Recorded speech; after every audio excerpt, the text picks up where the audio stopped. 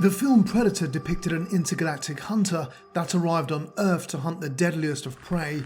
Despite engaging an elite military unit, it would utilize its cloaking device to remain out of sight before wiping out its unsuspecting victims. However, there were moments when the soldiers did seem to suspect its presence. In this video, I will try to answer just who noticed the jungle hunter first and why. I see you. 1987's Predator masterfully played with the idea of an unseen presence watching the soldiers as they patrolled the jungles of Valverde to complete their rescue mission. On occasions, the camera would linger as characters left the frame, suggesting a remaining presence, and on other instances, it would follow the men as they walked off screen. Additionally, the camera would also pan away from the characters and show us another area entirely, as if the threat was watching from afar. The protagonist would frequently scan their surroundings looking for signs of conflict, as we were shown blood, downed choppers, and dead soldiers. Although there were many moments when the rescue team stared into the trees, there were times when these characters held their gaze for a little longer, suggesting that they had noticed another presence. This inference was made stronger when accompanied by the jungle score, but it was made abundantly clear when we cut to the Predator's infrared vision staring back at them. From the inception, Poncho seemed to be the most on-edge character, as he was the first to stare at the canopy with trepidation as the jungle beat played.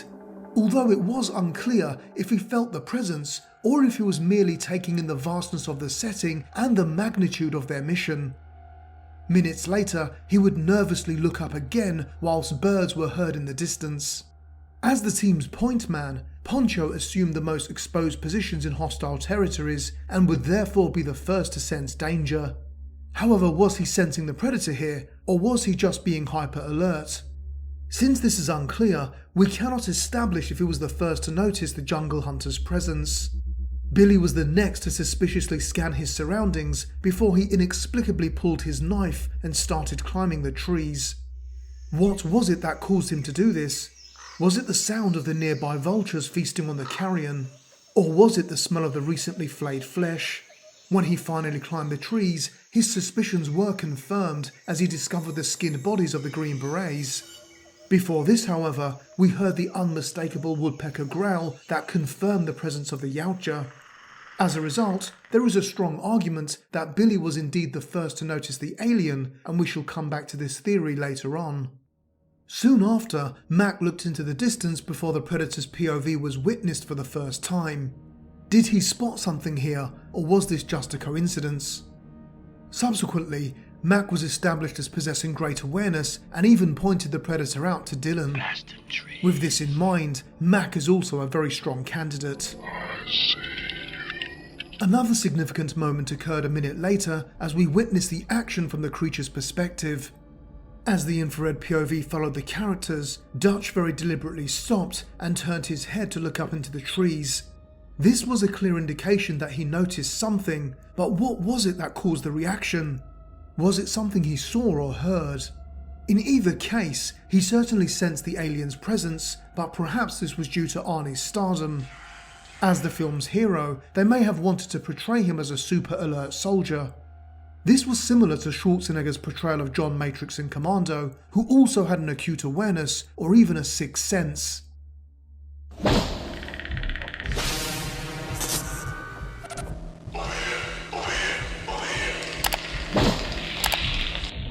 Thanks. Soon after, Billy continued to show signs of trepidation when his laugh was cut short after presumably sensing the alien's presence again. However, after catching up with his unit, we had undoubtable confirmation that he had indeed noticed the creature and seemed to stare straight at it in abject terror. So if we have determined that Billy was the first to suspect the presence of the jungle hunter, we must now try to understand why. What gave the near-invisible predator away? Despite being cloaked, the alien could still be heard, and the effects of its movements could still be seen. This was established in other Predator literary texts, such as Skled's Keep, where S.D. Perry wrote, Helter, who had the best eyes, saw branches move without the wind thrice. Bjark, Olav, and Havid had heard steps beneath the barren trees. Therefore, was it the movement of branches and the footsteps of the Yautja that alerted characters like Dutch and Billy? Additionally, although the creature's cloaking effect makes it difficult to see, it is not perfect at rendering the alien invisible. Another text that plays with this concept is Stonewall's Last Stand, where Jeremy Robinson described, "Stonewall's eyes betrayed him. Despite being ready for the brilliant display, he saw a shadow dancing in the trees above, as though alive, and before the light lost its powers, he swore the shadow was looking back at him." Is this blurry distortion from the cloaking effect what Mac saw when he stared into the distance? Once noticed, this odd outline looks incredibly unnatural, as Mac later pointed out to Dylan. Bizarrely, another telltale sign of the predator's arrival is the lack of noise. This eerie concept was referred to as the silence and was mentioned in David Paulides' book, The Missing 411. This strange phenomena entailed deathly silent moments just before a series of hikers in America's national parks vanished. All ambient noise such as the wind, rustling of leaves, and animal sounds would strangely cease, and people reported that they felt as if they were being watched or stalked by an unknown entity. This haunting atmosphere was also alluded to in Skled's Keep, as well as the novelisation of the film Predator. Author Paul Monet described these unnerving moments of silence on several occasions in the film's novelisation as he wrote, "Suddenly, all around him, he noticed the buzz and click of insects, and the croak of the frogs had stopped. He immediately recognised this as a sign of the alien's presence, for he'd come to understand that all creatures sense and feared the invader." Billy would also fall victim to this strange occurrence, as Monet delineated. He sensed a presence more strongly now than when he was in the crevasse, and it made his skin crawl. Something inexplicably familiar yet unknown. Slowly, he scanned the tree line, straining his eyes to catch a hint of something different, something off-key. A force was out there among the trees, waiting, watching. Billy was convinced of it. Never had his nerves been so rattled, his brain so wired. Then oddly, the jungle began to grow silent. The incessant chirping and clattering of millions of insects and birds. Billy could almost feel the volume turning down, as if it was something in his own head that was warning the world to watch out. Billy turned and trotted away up the trail, heavy with dread. He seemed to want to put as much distance as possible now between him and the carnage of the rebel camp. However, aside from the odd silence, unexplained movements in the trees, and mysterious footsteps, there may have been one other huge factor that caused Billy to detect the alien's presence. His telepathic link to it. He was tapping another dimension now, the culmination of hundreds of years of inherited psychic sensitivity, Billy's birthright as the last of the shamans of his tribe. As he opened his mind now to vibrations from the unknown and unseen around him, as he zeroed in on the presence and drank his thoughts, he was fully magic for the first time. He was cast adrift in his tribe's collective memory, suffused with legends of ancient battles. The legend described a Herculean adversary who had come from the meadow beyond the sky, a god creature of wrath who had murdered half of Billy's people. Billy quaked with fear as the chant locked in his throat.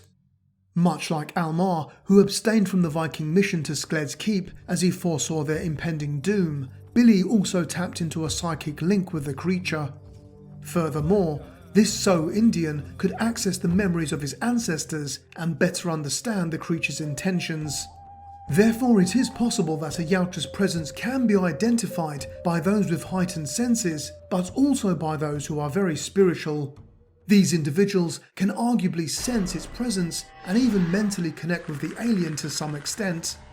If I had to put my finger on the exact moment when Billy notices the jungle hunter's presence, it is here as he drinks from the vine.